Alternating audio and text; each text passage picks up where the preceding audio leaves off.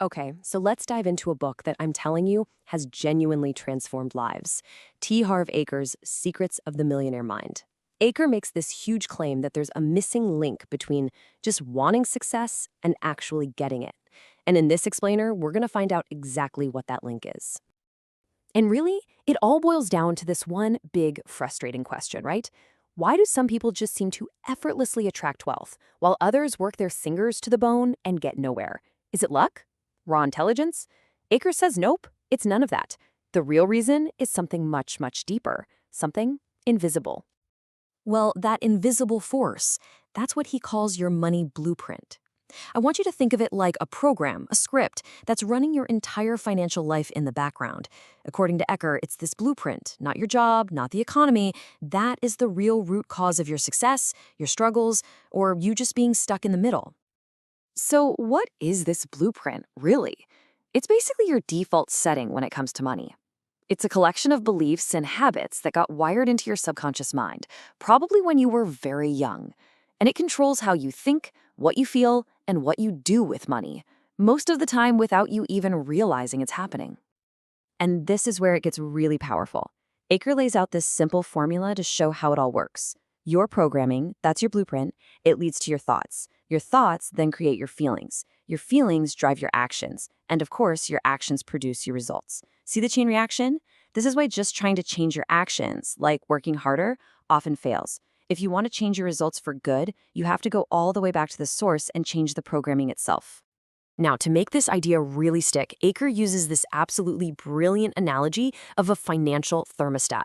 He says every single one of us has an internal thermostat that is preset for a certain level of wealth.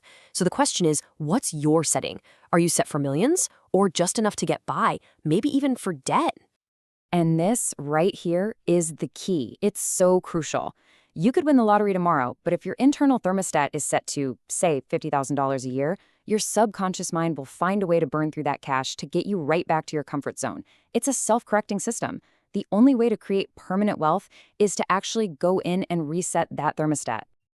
And just to really hammer this home, look at the example Eker uses.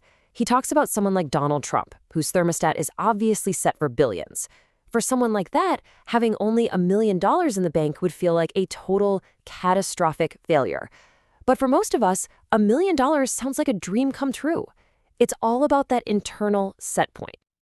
Okay, so you're probably wondering, if this blueprint is so darn powerful, where did it come from? How did it get programmed into us in the first place? Well, Eker says it comes from 3 main types of conditioning that we all go through, mostly as kids. All right, let's break these down, because this is where it all starts. First, there's verbal programming. This is everything you heard about money, wealth, and rich people when you were growing up. Second is modeling. This is what you saw. How did your parents or guardians handle money? And third, specific incidents.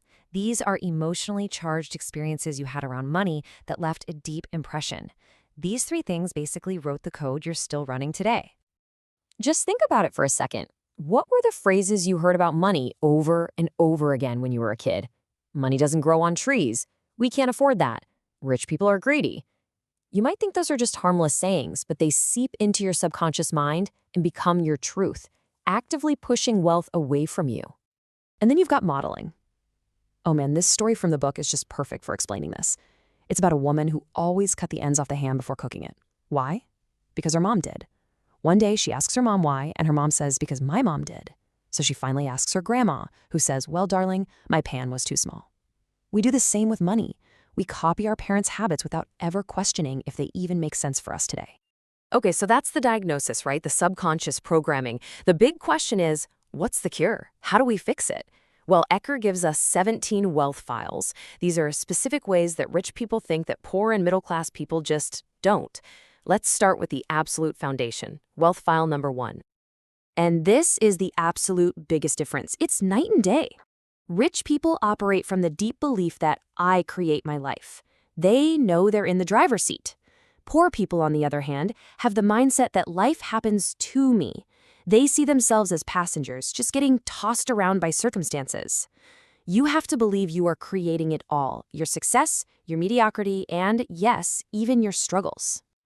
And you can always spot this victim mentality by looking for 3 classic red flags. First, Blame. It's always someone else's fault. The government, their boss, the economy. Second, justifying. They'll say things like, well, money's not that important anyway. And third, complaining. They are a magnet for negativity. Eker is brutally clear on this point. There's no such thing as a rich victim. You can be a victim, or you can be rich, but you can't be both, period. All right, let's build on that with wealth file number 2. This one is all about the intention you bring to the game of money. Are you playing offense or are you playing defense? I mean, just look at the difference here. It's all about the goal. Poor people play the money game to not lose. Their primary goal is survival, just having enough to pay the bills. It's a defensive strategy. But rich people, they play to win. Their goal isn't just survival. It's massive wealth. It's abundance. That intention makes all the difference. And this quote from the book just nails it. If you're only aiming for comfortable, you're setting the bar way too low. You'll likely never get rich. But if you aim for rich, if you shoot for the stars, you'll probably end up way beyond comfortable. It's about setting a goal that actually pulls you forward. Okay, the last wealth file we're going to cover today is, you could argue, the most important one of all. It gets to the very heart of the difference between dreaming and doing. It's all about the power of true commitment. See, pretty much everyone on the planet wants to be rich, but wanting is weak. It's passive. You can want a lot of things you'll never have. Rich people aren't just wanting, they are fully 100% committed to being rich. There are no mixed signals, no backup plans. It is a decision that they are going to make it happen. In fact, Eker breaks this down into 3 different levels, which I think is fascinating. Level 1 is, I want to be rich. Totally useless, like wishing on a star. Level 2 is, I choose to be rich. Now that's better, right? It's an active decision. But level 3, that's where the magic happens. I commit to being rich. That, Eker says, is the warrior's way. There are no excuses, no maybes. And that is what true commitment sounds like. It's a no-matter-what attitude. It means you're all in, you are willing to do whatever it takes as long as it's legal, moral, and ethical to achieve your goal. There's no exit strategy. Failure just isn't an option.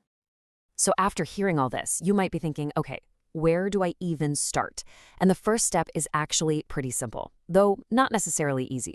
It's awareness. You have to start observing yourself. Notice your thoughts about money. Listen to the words you use. Watch your own habits.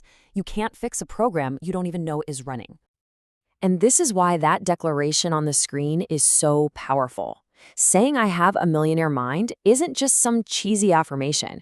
It's a conscious choice. It's you deciding to start installing these new wealth files and programming your mind for success, one thought at a time. It's a declaration of who you are choosing to become. And so we have to leave you with the single most important question you can ask yourself after hearing all this. Now that you know about the money blueprint, take a really honest look at your life, at your bank account, at your results. What is your thermostat currently set for? And maybe more importantly, are you truly ready to commit to resetting it?